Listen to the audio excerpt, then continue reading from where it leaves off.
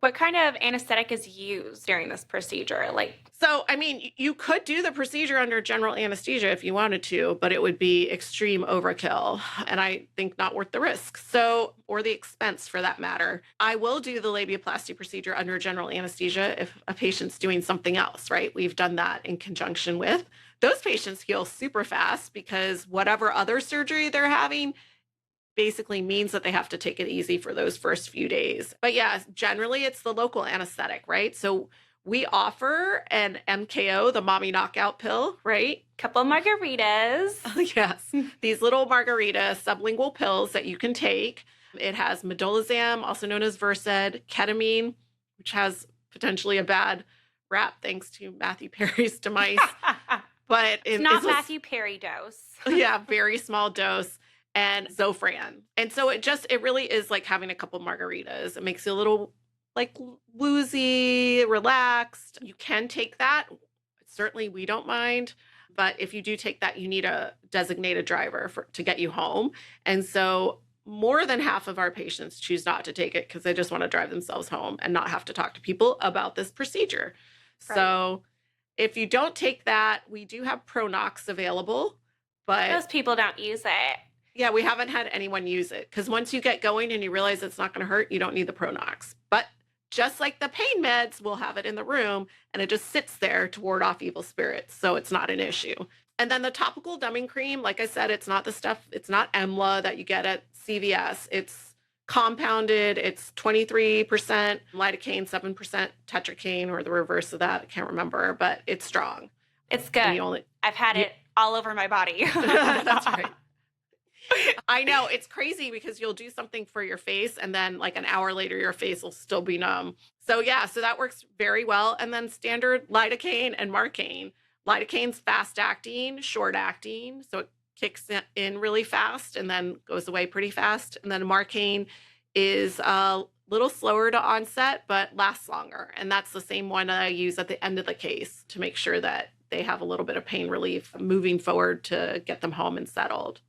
So that's about it. I mean, I feel like the MKOs make a difference if people are nervous or anxious about it, and most everybody else is good with local.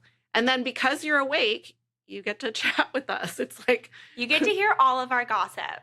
We discuss anything and everything. Some of our patients are like our old surgery center and they put in AirPods and tune us out. Yeah. Some read a book. Somebody watched Real Housewives or was it? Yeah, she was watching Real Housewives, right? Yeah. Some people listen to music or they just chit chat with us during the procedure. Sometimes when patients do take the MKOs, they get sleepy and they take a little nap. And then it is a little boring for us because we can't chit chat. We're trying to let them sleep. Yeah. And then I would say one of the more boring cases was the patient whose sister, so the patient didn't speak English, so her sister was our translator. Couldn't say very much. Yes. So they chit-chatted the whole time in another language. I was trying to text everything out to her and all her questions like during the procedure on the phone. Oh, that's somebody else. Yeah, we bridge language barriers all the time, I guess. Yes. It's labiaplasty. I know. It's easy. We do like having the patients interact with us. It's fun. We had somebody who traveled from out of state. We've had people try to convince Bri to move to Montana. I almost did. Yeah. I was this close to like Yellowstoning it up. And then I found out it snows. Yeah, I felt like that should have been the lead. This should have led with that for sure. Yes, it snows and it's freaking cold. Yeah, so I think that's kind of the anesthetic angle of things. We like to think we're entertaining whether you have the MKO melt on board or not. I think we are. Speaking from personal experience, I think we're hilarious. But touching on what you said earlier, so you can combine a labiaplasty with other procedures.